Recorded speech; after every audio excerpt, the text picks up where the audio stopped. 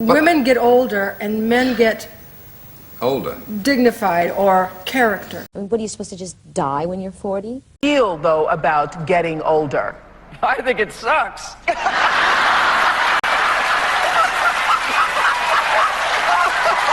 I want to put my on my back, it's nobody's business but my own. That time I went to Las Vegas, which they called the Elephant's Graveyard, and I had a huge show, and they just said, oh God, she's so over. But I never gave up my dream. What about all the wisdom? In the high-octane world of pop music, fame is short-lived. On average, a pop star's career burns bright for just 5 years.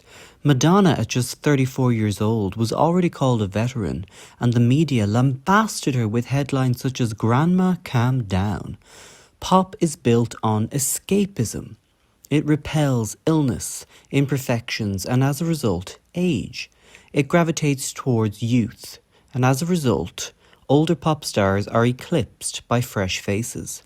The industry's relentless focus on youth ensures that yesterday's chart toppers are swiftly co-signed into the shadows, their stardom relegated to a less glamorous rung in the celebrity hierarchy.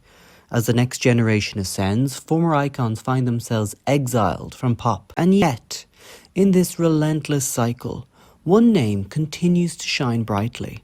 And you have #1 spanning 7 decades. Yeah. No one will accomplish that. No, Like, 2 of us have. Rolling Stones and me. that's incredible. Right. For them to be one of me. Yeah! Her enduring appeal as a pop icon isn't just about catchy tunes or dazzling performances. It's about her talent, resilience, and a unique connection with her audience. This is the thing I want to tell women. Just don't give up ever, you know? And if you have a dream, don't let it go, you know? Keep trying to achieve it. And what does her unusual career say about the treatment of pop stars overall? I think that not only do we suffer from racism and sexism and things like that, but we also suffer from ageism, and that is that once you reach a certain age, you're not allowed to be adventurous, you're not allowed to be sexual, you know, and I think that's rather hideous. Bibi Rexha tweeted out a photo of herself in her underwear with the caption, "I recently had a male music executive tell me I was getting too old and that my brand was confusing because I'm a songwriter and I post sexy pics of my Instagram, and that's not what a female songwriter is supposed to do, especially for one my age. I'm 29 and I'm fed up with being put in a box." Situations like this expose the entrenched biases that dictate the parameters of acceptable behaviour for female artists, particularly as they navigate the treacherous landscape of their late 20s and beyond. Pop is fantasy and therefore age intolerant. Is it any wonder that Sia spent much of her career hidden by massive wigs, swapping the gaze of celebrity for anonymity? In her 2013 anti-fame manifesto for Billboard, Sia articulates her resistance to the commodification that accompanies fame, shielding herself from an industry obsessed with tearing women down. Now, one woman who has routinely defied the ageist limits of the genre is the goddess of pop, Cher. Joan Rivers' manager once said, "You can't get hit by lightning unless you stand out in the rain," and Cher has been standing out in the rain since 1963. Not only navigating the tumultuous waters of the industry with tenacity, but also tackling ageism head-on, embracing her evolving image with honesty, humour and self-awareness, endearing her to multiple generations. But how did she do it? Well, one major answer is versatility. But I have been down and out so many times that you cannot believe it. Dropped by my record companies and couldn't get a job. Cher has been in continuous metamorphoses, subverting the pervasive ageism of the entertainment world for her entire career.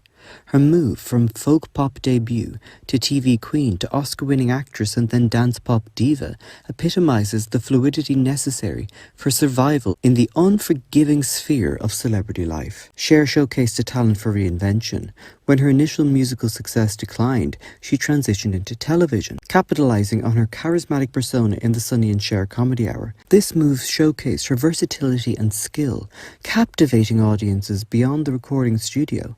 When her television career hit a dead end, Cher transitioned into Las Vegas, a venue that allowed her to maintain a close connection with fans while demonstrating her theatrical prowess. Then when her Vegas career dried up, she began acting. And at that time, I went to Las Vegas, which they called the Elephant's Graveyard, and I had a huge show, and they just said, oh God, she's so over. But I never gave up my dream. This ability to pivot was key to her longevity. But in the 80s, as her music career faced stagnation and she entered the realm of cinema, her age of 40 became a stigma. George Miller, the director of The Witches of Eastwick, did not want Cher included, believing she was too old. Miller's comments about Cher's age were not just personal, but symptomatic of a larger cultural problem, confining women within narrow aesthetic limits. And it's interesting that the male lead Jack Nicholson received no ageist comments from the director. Yet Cher's response to Miller was a masterclass in assertive defiance. And I quote, "Okay, look, motherfucker. You didn't find me under a rock. I was nominated for an Academy Award for Silkwood and got the Cannes Film Festival Award for Best Actress for Mask, so goodbye." Her subsequent performance in the film and later Moonstruck were not just performances but acts of cultural reclamation, culminating in her Oscar victory for the latter. Cher's success in film, a medium traditionally resistant to female ageing, was a radical act of self-assertion and a battle cry for women over 40. This resilience in the face of blatant ageism exemplified her indomitable spirit and refusal to be pigeonholed or limited. And if that wasn't enough, then came one of the greatest comeback songs of all time. Cher's Believe embraced the dance music scene with a track that not only topped the charts worldwide, but also introduced the now iconic use of autotune into mainstream music. I changed music forever with Believe. Believe was not just a commercial triumph, it was a cultural milestone that underscored Cher's relevance as an innovative spirit.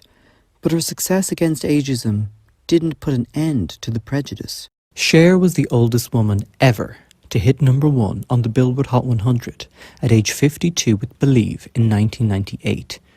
That's over a quarter of a century ago, and since then, only 2 women older than 52 have hit #1 in the US. Mariah Carey and Brenda Lee, with 2 well-established, decades-old Christmas songs that they recorded in their youth. So although technically they were above 50 when they achieved the chart topper, the songs originated when they were under 25. In the UK, Kate Bush at 63 was the oldest woman to top the charts when Running Up That Hill had a resurgence thanks to Stranger Things. However, again, this song was an established top 3 hit in 1985 when Kate Bush was in her late 20s. A woman over 50 hitting big with a new original song that was not recorded in her youth honestly rarely stands a chance. It's also important to note that Cher's self-depreciating humour and candidness about her plastic surgery and overall honesty about ageing has led her to being well regarded by the public. Maybe because I was really flamboyant, because I didn't hide anything, because when I got my nose and my teeth done, I said it because it didn't occur to me that that would be anything that anybody would even care about. If I want to put my on my back, it's nobody's business but my own. Her self-aware camp persona has played a crucial role in her defiance of ageism. She has consistently portrayed herself with a blend of humour and extravaganza, never shying away from parodying her image or embracing the over-the-top aesthetic that became her trademark.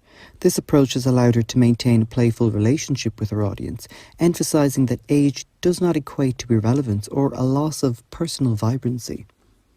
In essence, Cher's career is a masterclass in adaptability and resilience. Her ability to continuously reinvent herself decade after decade, coupled with her authenticity and sense of humour, has not only sustained her career, but has also positioned her as a trailblazer in combating ageism.